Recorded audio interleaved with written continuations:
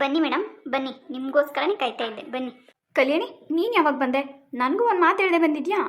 ಹೌದೌದು, ಊರಿಗೆ ಬಂದಮೇಲೆ ಫೋನ್ ಮಾಡ್ತೀನಿ ಅಂತ ಹೇಳ್ದೋಳು ಪತ್ತೇನೇ ಇಲ್ಲ.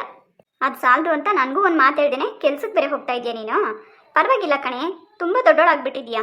ಎಲ್ಲ ಇಷ್ಟನೇ, ಮದುವೆಗೆ ಮುಂಚೆನೇ ಫ್ರೆಂಡು, ನೀನಿಲ್ಲದೆ ನಾನು ಇರೋಕ್ಕಾಗಲ್ಲ, ನಿನಗೆ ಹೇಳ್ದೆ ನಾನು ಏನು ಮಾಡಲ್ಲ, ಸುಮ್ಮನೆ ಎಲ್ಲ ಬರೀ ಮಾತಿಗಷ್ಟೇ. ನೀನೇನು ಆ ಥರ ನಡ್ಕೊಳ್ಳಲ್ಲ ನನ್ನ ಹತ್ರ. ಸಾರಿ ಕಣೆ ಕಲ್ಯಾಣಿ, ಬೇಕಂತ ಹೋಗಿದ್ದಲ್ಲ. ಸೊ ಅನ್ಎಕ್ಸ್ಪೆಕ್ಟೆಡ್, ಹೋಗಲೇಬೇಕಾಯ್ತು, ಅದಕ್ಕೆ ಹೋದೆ ಅಷ್ಟೇ. ಗೊತ್ತು ಕಣೆ, ಫೋನ್ ಮಾಡಿ ಹೇಳಿದ್ರೆ ನಾನು ಎಲ್ಲಿ ಬೇಜಾರು ಮಾಡ್ಕೊತೀನಿ ಅಂತ ನನಗೂ ಒಂದು ಮಾತು ಹೇಳಿ ನೀನು ಕೆಲ್ಸಕ್ಕೆ ಹೋಗ್ತಾ ಇದೆಯಾ ಅಲ್ವಾ? ಮದುವೆಗೆ ಮುಂಚೆ ಹೋಗೋಣ ಅಂತ ಅಂದರೆ ಇಷ್ಟೆಲ್ಲ ಡ್ರಾಮಾ ಮಾಡಿದೆ ನೀನು. ನೋಡು ಕಲ್ಯಾಣಿ, ನನಗೆ ಕೋಪ ಬರ್ಸ್ಬೇಡ. ಡ್ರಾಮಾ ಮಾಡಿದ್ದು ನಾನು ನಿಮ್ಮನೆಯವರ? ಪರವಾಗಿಲ್ಲ ಕಣೆ, ಕೆಲ್ಸಕ್ಕೆ ಹೋದ್ಮೇಲೆ ಎಷ್ಟೆಲ್ಲ ಬದಲಾಗಿದೆಯಾ ನೋಡು, ಇಷ್ಟೆಲ್ಲ ಆ್ಯಕ್ಟಿವ್ ಆಗಿದೆಯಾ. ಹೌದು ಕಲ್ಯಾಣಿ, ಮನೇಲಿ ಇದ್ದು ಬೇಜಾರಾಗೋದು. ಇವಾಗ ಆಫೀಸು, ಆ ಫ್ರೆಂಡ್ಸು, ಬೇಜಾರಾಗಲ್ಲ ಗೊತ್ತಾ ನನಗೆ. ಹೊಸ ಫ್ರೆಂಡ್ಸ್ ಸಿಕ್ಕಿದ್ಮೇಲೆ ನಾನು ಎಲ್ಲಿ ನೆನಪಿರ್ತೀನಿ ಹೇಳಿ ನಿನಗೆ. ನೋಡು ನಾನು ಏನಾದರೂ ಆ ಥರ ಹೇಳಿದ್ನಾ? ಏನೇನೋ ಯೋಚನೆ ಮಾಡಬೇಡ ಕಲ್ಯಾಣಿ, ನಿನಗೆ ನೀನೇ. ನೋಡಿದ್ರೇ ಗೊತ್ತಾಗ್ತಾ ಇದೆ ಬಿಡು. ಅದಿರಲಿ ಬಿಡು, ನೀನು ಯಾವಾಗ ಬಂದೆ? ನಾನು ಮಧ್ಯಾಹ್ನನೇ ಬಂದೆ. ಹೌದಾ, ಒಬ್ಬಳೇ ಬಂದ್ಯಾ ಅಥವಾ ನಿಮ್ಮ ಯಜಮಾನ್ರು ಬಂದಿದ್ರಾ? ನಿನಗೆ ಗೊತ್ತಾ ಸುಮಾ, ನನಗೊಬ್ಳಿಗೆ ಎಲ್ಲಿ ಬರಕ್ಕೆ ಬಿಡ್ತಾರೆ ಅವರು? ಅವರೇ ಬಂದು ನನ್ನನ್ನು ಬಿಟ್ಟೋದ್ರು ಗೊತ್ತಾ. ವಾವ್, ನಿಜವಾಗ್ಲೂ? ನಿಜ ಸುಮಾ, ನಾನು ಕೇಳಲೇ ಇಲ್ಲ ಗೊತ್ತಾ ಅವ್ರಿಗೆ, ಅವರೇ ನನ್ನ ಕರ್ಕೊಬಂದು ಬಿಟ್ಟೋದ್ರು. ಹೋಗಲಿ ಬಿಡು, ಚೆನ್ನಾಗಿ ನೋಡ್ಕೊತಾ ಇದ್ದಾನಾ? ಹ್ಞೂ ಸುಮಾ, ನಿಜವಾಗ್ಲೂ ಚೆನ್ನಾಗಿ ನೋಡ್ಕೊತಿದ್ದಾರೆ. ನಿನಗೆ ಗೊತ್ತಾ, ಹೊಸ ಕಾರ್ ತೊಗೊಂಡ್ವಿ ಕಣೆ. ಹೇಳಲೇ ಇಲ್ಲ ನೀನು ನನಗೆ? ನೀನು ಸಿಕ್ಕಿದ್ರಲ್ವಾ ಹೇಳೋಕ್ಕಾಗೋದು. ಇವತ್ತು ಸಿಕ್ಕಿದೆಯಾ ಹೇಳ್ತಾ ಇದ್ದೀನಿ. ಇವತ್ತು ಊರಿಗೆ ಬಂದಿದ್ದು ಕೂಡ ಹೊಸ ಕಾರಲ್ಲಿನೇ. ಹೌದಾ ಕಲ್ಯಾಣಿ, ನಾನು ಇವತ್ತು ಕೆಲಸಕ್ಕೆ ಹೋಗ್ಬಾರ್ದಾಗಿತ್ತು. ನೀನು ಬರ್ತೀಯ ಅಂತ ಗೊತ್ತಿದ್ರೆ ನಾನು ಹೋಗ್ತಾನೆ ಇರಲಿಲ್ಲ ಗೊತ್ತಾ. ಅದು ಸರಿ, ಏನಿದು ದಿಢೀರಂತ ಕೆಲಸಕ್ಕೆ ಹೋಗ್ತಾ ಇರೋ ಕಾರಣ? ಹೇಳಿದ್ನಲ್ಲ ಕಲ್ಯಾಣಿ, ಮನೇಲಿ ಇದ್ದು ಬೇಜಾರು, ಅದಕ್ಕೆ. ಮೊದಲಾಗಿದ್ದರೆ ನೀನು ನನ್ನ ಜೊತೆ ಇರ್ತಿದ್ದೆ, ಹೇಗೋ ಟೈಮ್ ಸ್ಪೆಂಡ್ ಆಗೋದು. ಈಗ ಮನೇಲಿ ಒಬ್ಬಳೇ ಇರಬೇಕಾಗುತ್ತೆ. ಹೊಲದಲ್ಲಿ ಕೆಲಸ ಮಾಡೋಕ್ಕೆ ಅಪ್ಪ ನಮ್ಮ ಕಳಿಸಲ್ಲ, ಏನಿಲ್ಲ. ಹಂಗಾಗಿ ಮನೇಲಿದ್ದು ಬೇಜಾರಾಗುತ್ತಲ್ವಾ, ಅದಕ್ಕೆ ಕೆಲ್ಸಕ್ಕೆ ಹೋಗೋಣ ಅಂತ ಹೋದೆ. ನಾನೇನು ಹೋಗ್ಬೇಕಂತ ಹೋಗಲಿಲ್ಲ ಕಣೆ, ಸುಮ್ಮನೆ ಟ್ರೈ ಮಾಡೋಣ ಅಂತ ಹೋದೆ. ನೋಡಿದ್ರೆ ಇಂಟರ್ವ್ಯೂ ಪಾಸ್ ಆಗೋಯ್ತು. ಇನ್ನೇನು ಮಾಡೋದು ಅಂತ ಅವತ್ತೇ ಜಾಯ್ನ್ ಮಾಡ್ಕೊಂಡ್ಬಿಟ್ರು ಗೊತ್ತಾ. ಹೌದಾ ಸುಮಾ, ಹೇಗಿದೆ ಕೆಲಸ? ಸೂಪರಾಗಿದೆ, ನಿಜವಾಗ್ಲೂ ತುಂಬ ಚೆನ್ನಾಗಿದೆ. ಕೆಲಸ ಅಂತೂ ಅಡ್ಜಸ್ಟ್ ಆಗಿಬಿಟ್ಟಿದೆ ನನಗೆ. ಕೆಲಸ ಬಿಡೋ ಮಾತೇ ಇಲ್ಲ. ಹೇ ಲೂಸು, ಮನೇಲಿ ಮದುವೆ ಮಾಡಬೇಕು ಅಂತಿದ್ದಾರೆ, ಏನಾಯ್ತು ಅದು? ಅಯ್ಯೋ, ಅದೊಂದು ದೊಡ್ಡ ಕತೆ ಕಲ್ಯಾಣಿ, ಆದಾಗಲಿ ಬಿಡು, ಟೆನ್ಷನ್ ಇಲ್ಲ ನನಗೆ. ಹೋ, ಹೇಗೂ ಕೆಲ್ಸಕ್ಕೆ ಹೋಗ್ತಾ ಇದ್ದೀನಿ, ಯಾರನ್ನ ನಂಬ್ಕೊಂಡು ಏನು ನನ್ನ ಕಾಲ ಮೇಲೆ ನಾನು ನಿಂತ್ಕೋಬೋದು ಅಂತ ಈ ನಿರ್ಧಾರಕ್ಕೆ ಬಂದಿದ್ಯಾ? ನನ್ನ ಬಗ್ಗೆ ಇಷ್ಟೊಂದು ಚೀಪಾಗಿ ಯೋಚನೆ ಮಾಡಬೇಡ ಕಲ್ಯಾಣಿ, ನಾನು ಆ ಥರ ಯಾವತ್ತೂ ಥಿಂಕ್ ಮಾಡಲ್ಲ. ಮತ್ತೆ ಆದಾಗಲಿ ಬಿಡು ಅಂತ ಎಷ್ಟು ರಾಜರೋಷವಾಗಿ ಹೇಳ್ತಾ ಇದೆಯಾ? ಹೇಳಿದ್ನಲ್ಲ ಕಲ್ಯಾಣಿ, ಅದೊಂದು ದೊಡ್ಡ ಕತೆ, ಯಾವಾಗಾದರೂ ಟೈಮ್ ಸಿಕ್ಕಾಗ ಹೇಳ್ತೀನಿ ಬಿಡು. ಸರಿ, ಯಾವ ಕಂಪ್ನಿಗೆ ಹೋಗ್ತಾ ಇದೆಯಾ? ಏನು ಕಂಪ್ನಿನಾ? ಹಾಂ ಸುಮಾ, ಎಷ್ಟು ಕೊಡ್ತಾರೆ ಸ್ಯಾಲ್ರಿ? ಸದ್ಯಕ್ಕೆ ಇವಾಗ 8,000 ಕೊಡ್ತಿದ್ದಾರೆ ಕಲ್ಯಾಣಿ. ಏನು 8,000 ಕೊಡ್ತಿದ್ದಾರೇನೆ? ಸ್ಟಾರ್ಟಿಂಗೇ ಅಷ್ಟೊಂದು ಕೊಡ್ತಿದ್ದಾರಾ? ಜಾಸ್ತಿ ಕೆಲಸ ಏನಿಲ್ಲ, ಸುಮ್ಮನೆ ರಿಪೋರ್ಟ್ಸು ಅದು ಇದು ಮೇಲ್ ಮಾಡೋದು ಅಷ್ಟೇ. ಹೋಗ್ಲಿ ಬಿಡು ಸುಮಾ, ಕಂಪ್ಯೂಟರ್ ಕಲ್ತಿದ್ದು ಒಳ್ಳೇದೇ ಆಯಿತು. ನೋಡು, ನನಗೆ ಇವಾಗ ಅದು ಯೂಸ್ ಆಗ್ತಿದೆ. ಆಮೇಲೆ ಊರಿಗೆ ಯಾವಾಗ ಹೊರಟಿದ್ಯಾ? ಆಷಾಢಕ್ಕೆ ಅಂತ ಕರ್ಕೊಂಬಂದಿದ್ದಾರೆ, ಆಷಾಢ ಮುಗಿಯೋವರೆಗೂ ಇಲ್ಲೇ ಇರ್ತೀನಿ ಸುಮಾ. ಹೌದೇನೆ, ನೀನು ಅಲ್ಲಿವರೆಗೂ ಇರೋದಕ್ಕೆ ನಿನ್ನ ಗಂಡ ಬಿಡ್ತಾನಾ? ಗೊತ್ತಿಲ್ಲ, ಒಂದು 15 ದಿವಸ ಇರಿಸ್ಕೊಂಡು ಕಳಿಸಿ ಅಂತ ಹೇಳಿದ್ದಾರೆ. ನನಗೆ ಹೇಳಿದ್ದಾರೆ ನಿನ್ನಿಷ್ಟ, ಯಾವಾಗಾದರೂ ಬಾ ಅಂತ. ಯಾಕೆ ಆ ಥರ ಹೇಳಬೇಕು? ಬೇಗ ಬಾ ಅಂತ ಹೇಳಿ ಬಂದು ಕರ್ಕೊಂಡು ಹೋಗೋಕ್ಕಾಗಲ್ವಂತ? ಆ ಥರ ಅಲ್ಲ ಸುಮಾ, ಅವ್ರಿಗೆ ನನ್ನ ಖುಷಿನೂ ಮುಖ್ಯ ಅಲ್ವಾ. ತವ್ರ ಮನೆಗೆ ಹೋಗಿದ್ದಾಳೆ, ಸ್ವಲ್ಪ ದಿನ ಆಯಾಗಿ ಇದ್ದು ಬರಲಿ ಅಂತ ಅಷ್ಟೇ. ಹೋ, ಅಂದರೆ ಆ ಮನೇಲಿ ನಿನಗೆ ಕೂತ್ಕೊಳ್ಳೋಕೆ ಆಗದೇ ಇರೋಷ್ಟು ಕೆಲಸ ಕೊಡ್ತಾ ಇದ್ದಾನಾ ನಿನಗೆ? ಹಾಗಲ್ಲ ಕಣೆ, ಅಮ್ಮನ ಮನೆ ಅಂದರೆ ಅಮ್ಮನ ಮನೆಯೇ ಅಲ್ವಾ. ಆದರೂ ಕೂಡ ನಿನ್ಗಿಷ್ಟ ಬಂದಾಗ ಬಾ ಅಂತ ಹೇಳೋಗೋದು ಸರಿ ಇಲ್ಲ ಕಣೆ. ಅಟ್ಲೀಸ್ಟ್ ಬಾಯಿ ಮಾತಿಗಾದರೂ ಬೇಗ ಬರಬೇಕು ಅಂತ ಹೇಳಬೇಕಪ್ಪ. ನಿಜವಾಗ್ಲೂ ಅವ್ನು ನಿನ್ನ ಮೇಲೆ ಪ್ರೀತಿ ಇದ್ದಿದ್ರೆ ಆ ಥರ ಹೇಳ್ತಿದ್ದ ಬಿಡು. ನೋಡು ಮತ್ತೆ ನೀನು ಅಲ್ಲಿಗೆ ಹೋಗ್ಬೇಡ, ಆ ಥರ ಇಲ್ಲಿ ಏನಿಲ್ಲ ಕಣೆ. ಅವರು ತುಂಬ ಸರಿ ಹೇಳಿದ್ರು, ಒಂದು 15 ದಿವಸ ಇದ್ಬಿಟ್ಟು ಬಾ, ಇಲ್ಲ ವಾರ ಇದ್ಬಿಟ್ಟು ಬಾ ಅಂತ. ಸೊ ನಾನೇ ಇಲ್ಲ, ಒಂದು 20 ದಿವಸ ಇದ್ದು ಬರ್ತೀನಿ ಅಂತ ಹೇಳಿದೆ. ಅದಕ್ಕೆ ಹ್ಞೂ ಅಂತ ಹೇಳಿದ್ರು. ಯಾಕೆ, ನಾನು ಇಲ್ಲಿ ಇರೋದ್ರಿಂದ ನಿನಗೇನಾದರೂ ತೊಂದರೆನಾ? ನನಗೆ ತೊಂದರೆ ಅಂತ ಹೇಳ್ತಿಲ್ಲ ಕಲ್ಯಾಣಿ, ನೀನು ಎಷ್ಟು ಬೇಗ ಹೋಗ್ತೀಯ ಅಲ್ಲಿಗೆ ಅಷ್ಟೇ ಒಳ್ಳೇದು ನಿನಗೆ. ಯಾಕಂದರೆ ಮದುವೆಗೆ ಹೊಸರಲ್ಲಿ ಗಂಡನ ಇಷ್ಟೊಂದು ದಿವಸ ಬಿಟ್ಟಿರಬಾರ್ದು ಕಣೆ. ಅವ್ರಿಗಿಂತ ಫಸ್ಟು ಅವ್ರಿಗೆ ಕರೆಯೋದಕ್ಕೂ ಫಸ್ಟು ನೀನೇ ಹೋಗಬೇಕು, ಅದೇ ನಿನಗೆ ಒಳ್ಳೆಯದು. ಯಾಕೆ? ಅದೆಲ್ಲ ನಿನಗೆ ಗೊತ್ತಾಗೋಗಿದ್ರೆ ಇನ್ನೇನಿರ್ತಿತ್ತು. ಸುಮ್ಮನೆ ಊರಿಗೆ ಬಂದಿದ್ದೀನಿ, ಅವರೇನು ಕೇಳಲ್ಲ ನನಗೆ, ಯಾವಾಗ ಬೇಕಾದರೂ ಹೋಗ್ಬೋದು ಅಂತ ತಿಂಗಳಂಗಟ್ಲೆ ಇರೋಕೆ ಹೋಗ್ಬೇಡ. ಒಂದು ವಾರ ಇದ್ಬಿಟ್ಟು ನಿಮ್ಮ ಚಿಕ್ಕಮ್ಮಂಗೆ ಹೇಳಿ ನೀನೇ ಹೊರಡ್ತಾ ಇರು ಊರಿಗೆ. ನಾನೇನೋ ನಿನ್ನ ಜೊತೆ ಆಯಾಗಿದ್ದು ಹೋಗ್ಬೋದು ಅಂತ ಅಂದ್ಕೊಂಡೆ. ನೋಡು ಕಲ್ಯಾಣಿ, ನೀನು ನನ್ನ ಜೊತೆ ಒಂದಿನ ಇದ್ದರೂ ಕೂಡ ನಾನು ನಿನಗೆ ಫ್ರೆಂಡ್ ಆಗಿರ್ತೀನಿ. 1 ವರ್ಷ ಇದ್ದರೂ ಕೂಡ ನಾನು ಯಾವತ್ತೂ ಬದಲಾಗಲ್ಲ, ಹೀಗೆ ಇರ್ತೀನಿ, ಗೊತ್ತಾಯ್ತಾ? ಆದರೆ ಮದುವೆ ಆದಮೇಲೆ ಜೀವನ ಹಾಗಲ್ಲ, ಅರ್ಥ ಮಾಡ್ಕೊ ಹೇಳೋದನ್ನ. ನನಗೂ ನೀನು ಇಲ್ಲಿರೋದು ಇಷ್ಟ ಇಲ್ಲ ಅಂತ ಅಲ್ಲ, ಇಷ್ಟನೇ. ಆದರೆ ಅದಕ್ಕಿಂತ ಹೆಚ್ಚಾಗಿ ನಿನ್ನ ಜೀವನ ಕೂಡ ನನಗೆ ಇಂಪಾರ್ಟೆಂಟು. ನೋಡು, ನಾನು ಹೇಳ್ತಾ ಇದ್ದೀನಿ, ಸುಮ್ಮನೆ ಏನಕ್ಕೆ ಎತ್ತ ಏನೂ ಕೇಳೋಕೆ ಹೋಗ್ಬೇಡ. ನೆಕ್ಸ್ಟ್ ವೀಕೆ ನೀನು ಊರಿಗೆ ಹೋಗ್ತಾ ಇರಬೇಕು ಅಷ್ಟೇ. ನಿನ್ನ ಗಂಡಂಗೆ ಫೋನ್ ಮಾಡಿಬಿಟ್ಟು ನೆಕ್ಸ್ಟ್ ವಾರ ಬನ್ನಿ ಕರ್ಕೊಂಡೋಗಿ ಅಂತ ಹೇಳು. ಬರೋಕ್ಕಾಗಲ್ಲ ಕೆಲಸ ಅದು ಇದು ಅಂತ ಹೇಳಿದ್ರೆ ನಿಮ್ಮ ಅಪ್ಪನ ಕರ್ಕೊಂಡು ನೀನೇ ಹೋಗು. ಅಲ್ಲ ಕಣೆ ಸುಮ್ಮ, ಅವ್ರು ಆಷಾಢಕ್ಕೆ ಅಂತ ಕರ್ಕೊಬಂದ್ಬಿಟ್ಟು ಒಂದು ವಾರಕ್ಕೆ ಹೋಗ್ತೀನಿ ಅಂದರೆ ಬೇಜಾರು ಮಾಡ್ಕೊಳಲ್ವಾ? ಏಯ್ ಲೂಸು, ಇದು ನಿನ್ನ ಜೀವನ ಕಣೆ, ನಿನ್ನಿಷ್ಟ. ನಿನ್ನ ಮನೆಗೆ ನೀನು ಹೋಗೋದಕ್ಕೆ ಇವ್ರು ಯಾಕೆ ಬೇಜಾರು ಮಾಡ್ಕೊತಾರೆ? ಇನ್ನೂ ಖುಷಿಯಿಂದ ಕಳಿಸ್ಕೊಡ್ತಾರೆ. ಆದಷ್ಟು ಸೂರ್ಯನ ಜೊತೆ ಯಾವಾಗಲೂ ಕ್ಲೋಸ್ ಆಗಿರೋದಕ್ಕೆ ಟ್ರೈ ಮಾಡು ನೀನು, ಅರ್ಥ ಆಯ್ತಾ? ಸುಮ್ಮನೆ ಈ ರೀತಿ ಊರು ಅದು ಇದು ಅಂತ ಓಡಾಡ್ಕೊಂಡು ಕೂತ್ಕೊಂಡಿದ್ಯಾ ಅಂದರೆ ಅಷ್ಟೇ. ಸರಿ ನೋಡೋಣ ಬಿಡು. ನೋಡೋಣ ಗಿಡನ ಎಲ್ಲ ಏನಿಲ್ಲ, ನೆಕ್ಸ್ಟ್ ವೀಕ್ ಹೋಗ್ತಾ ಇರಬೇಕು ಅಷ್ಟೇ. ಇವತ್ತು ಫೋನ್ ಮಾಡಿ ಹೇಳು, ನೆಕ್ಸ್ಟ್ ವೀಕು ನಾನು ರೆಡಿ ಇರ್ತೀನಿ, ಬಂದು ಕರ್ಕೊಂಡೋಗಿ ಅಂತ. ನೀನೇನೋ ಆಷಾಢ ಅಂತ ಹೇಳಿ ನಿಮ್ಮ ಅಪ್ಪ ಅಮ್ಮ ಕರ್ಕೊಬಂದ್ರು ಬಂದೆ. ಆದರೆ ನಿನ್ನ ಗಂಡನ ಮನಸ್ಸಲ್ಲಿ ಏನಿದೆ ಅಂತ ನೀನು ತಿಳ್ಕೊಂಡಿದ್ಯಾ? ಅವ್ರಿಗೂ ಆಸೆಗಳಿರುತ್ತೆ ಕಣೆ, ನನ್ನ ಹೆಂಡತಿ ಯಾವಾಗಲೂ ನನ್ನ ಜೊತೆಲೇ ಇರಬೇಕು ಅಂತ. ಅಂಥದ್ರಲ್ಲಿ ಅವ್ನ ಮನ್ಸರೇ ಕಳಿಸ್ಕೊಟ್ಟಿದ್ದೀನೋ ಇಲ್ವೋ ಗೊತ್ತಿಲ್ಲ, ಅದನ್ನು ನೀನು ತಿಳ್ಕೊಂಡಿರಲ್ಲ. ನಾನೀಗ ಹೇಳ್ತೀನಿ ಅಂತ ಬೇಜಾರು ಮಾಡ್ಕೋಬೇಕಲ್ಲೇನಿ. ಒಂದು ವಾರ ಇದ್ದರೂ ಅಷ್ಟೇ, ಒಂದು ವರ್ಷ ಇದ್ದರೂ ಅಷ್ಟೇ. ಯಾವತ್ತಿದ್ರೂ ನಿನ್ನ ಗಂಡನ ಮನೆಗೆ ಹೋಗೋದು ತಪ್ಪಲ್ಲ.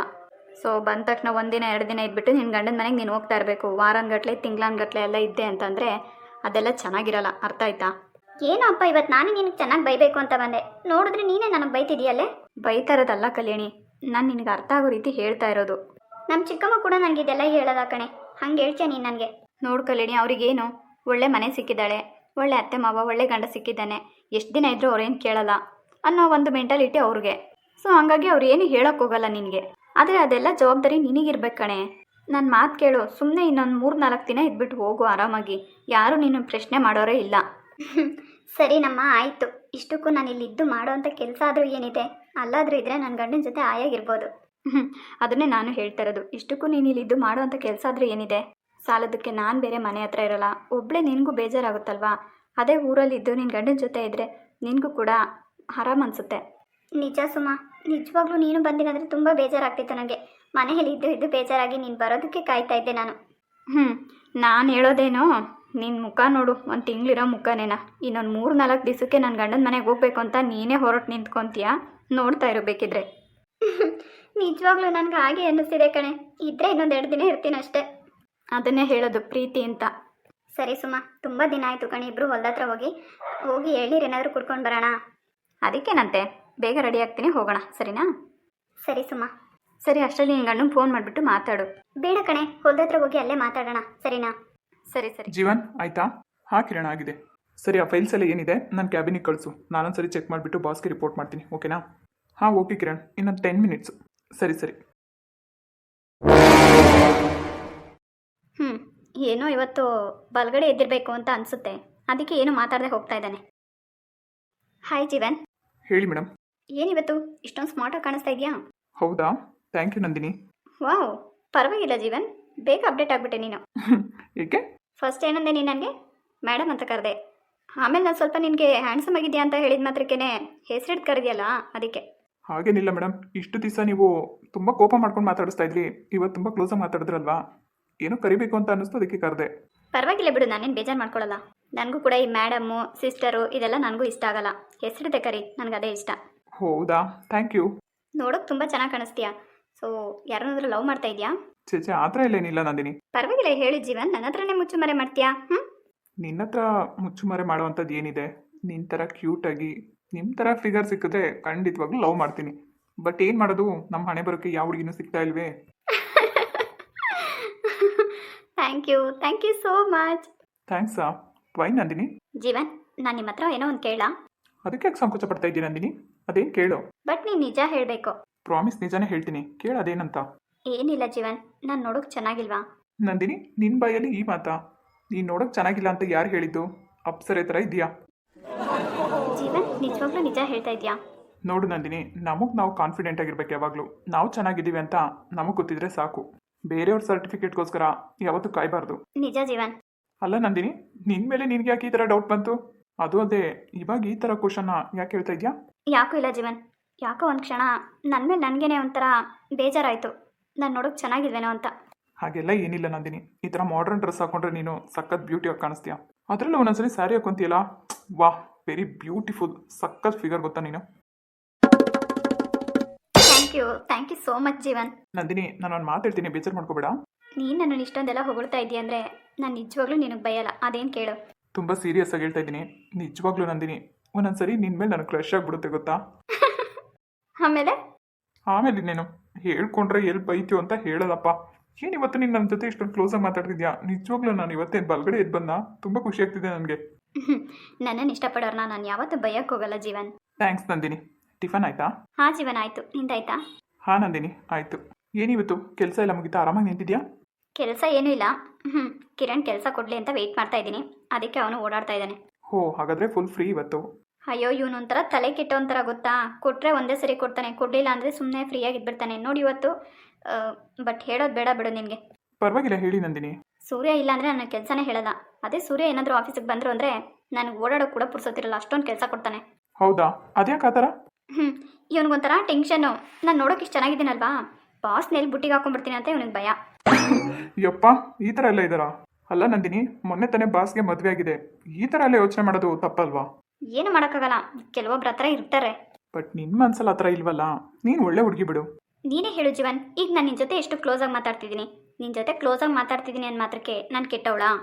ಇದೇ ಥರನೇ ಸೂರ್ಯನ ಹತ್ರ ಏನಾದರೂ ಮಾತಾಡ್ಬಿಟ್ರೆ ಇವನು ಅದನ್ನೇ ಒಂದು ಡಬಲ್ ಮೀನಿಂಗ್ ಆಗಿ ತಿಳ್ಕೊಂಡ್ಬಿಡ್ತಾನೆ. ಅಷ್ಟೇ ಸಾಕು, ನಾನು ಕೆಟ್ಟವಳು, ನಾನು ಸರಿ ಇಲ್ಲ, ಸೂರ್ಯನ ಜೀವನ ಹಾಳು ಮಾಡ್ತೀನಿ ಹಾಗೆ ಹೀಗೆ ಅಂತ ಹೇಳ್ಬಿಟ್ಟು ನನ್ನ ಮೇಲೆ ಗೂಬೆ ಕೂರಿಸ್ಬಿಡ್ತಾನೆ. ನೀನು ಗೊತ್ತಾ, ಈ ಕಾರಣದಿಂದನೇ ಇತ್ತೀಚೆಗೆ ಸೂರ್ಯ ನನ್ನ ಜೊತೆ ಮಾತೇ ಆಡೋದಿಲ್ಲ, ಆ ಥರ ಮಾಡಾಕ್ಬಿಟ್ಟಿದ್ದಾನೆ. ಹೋಗ್ಲಿ ಬಿಡು ನಂದಿನಿ, ನಿನ್ನ ಜೊತೆ ಮಾತಾಡೋಕೆ ನಾನು ಇದ್ದೀನಲ್ವಾ, ತಲೆ ಕೆಡ್ಸ್ಕೊಬೇಡ, ಬಿಟ್ಟಾಕು. ಹಾಗಲ್ಲ, ಇವ್ರ ಇದ್ರಲ್ಲಿ ಯೋಚನೆ ಮಾಡೋದು ಸರಿನಾ? ನೀನೇ ಹೇಳು. ಅವ್ರವ್ರ ಬುದ್ಧಿಗೆ ತಕ್ಕಾಗಿ ಅವ್ರವ್ರು ಯೋಚನೆ ಮಾಡ್ತಾರೆ, ಅದಕ್ಕೆಲ್ಲ ನೀನು ಯಾಕೆ ತಲೆ ಕೆಡಿಸ್ಕೋತೀಯಾ? ನೀನು ಕರೆಕ್ಟಾಗಿದ್ದೀಯಾ ಅಂತ ನೀನು ಗೊತ್ತಿದ್ರೆ ಸಾಕು, ಅವ್ರಿಗೆಲ್ಲ ಪ್ರೂಫ್ ತೋರಿಸ್ಬೇಕನ್ನೋ ಅವಶ್ಯಕತೆ ಇಲ್ಲ.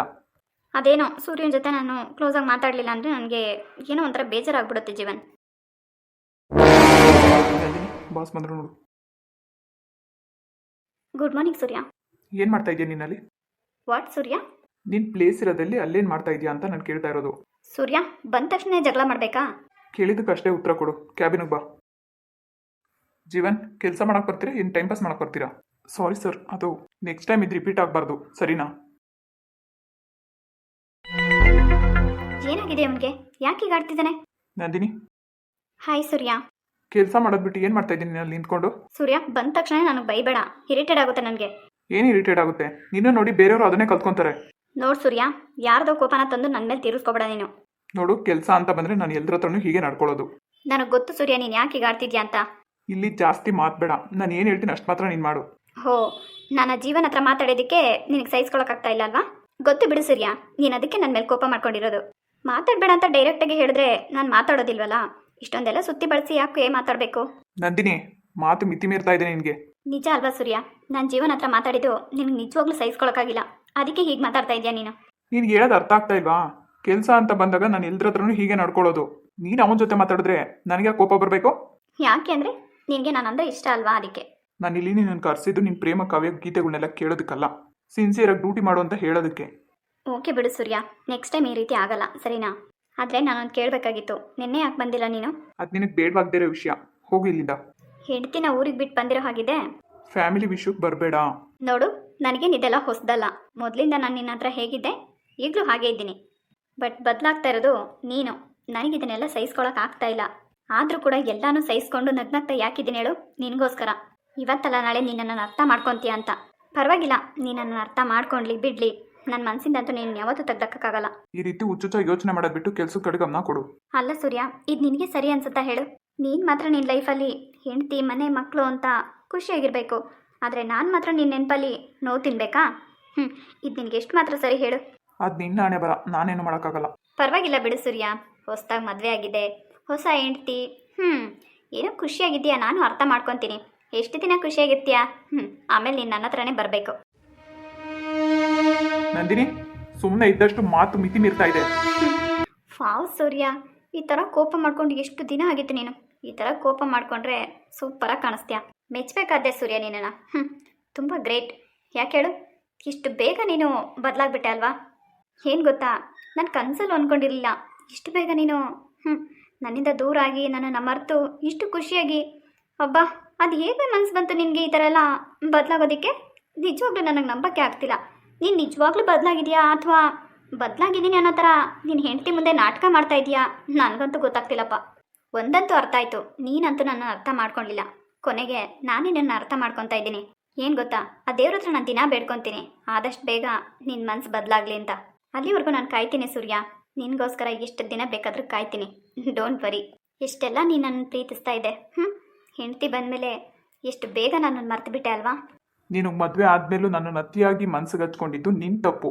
ಈಗ ನನಗೆ ನನ್ನ ಫ್ಯೂಚರ್ ಅಷ್ಟೇ ಇಂಪಾರ್ಟೆಂಟು, ನೀನಲ್ಲ. ನನಗೆ ಗೊತ್ತು ಸೂರ್ಯ, ಈ ಮಾತು ನೀನಷ್ಟೇ ಹೇಳ್ತಾ ಇದೆಯಾ, ನಿನ್ನ ಮನಸ್ಸು ಹೇಳ್ತಿಲ್ಲ ಅಂತ. ಇವಾಗ ಹೇಳ್ತಾ ಇದ್ದೀನಿ, ಕೇಳಿಸ್ಕೊಂಡಿದ್ದೀನಿ. ನೀನು ಎಷ್ಟೇ ತಿಪ್ಪುರ್ಲಾಗ ಹಾಕಿದ್ರೂ ನಾನು ಯಾವತ್ತೂ ನಿನಗೆ ಸಿಗಲ್ಲ.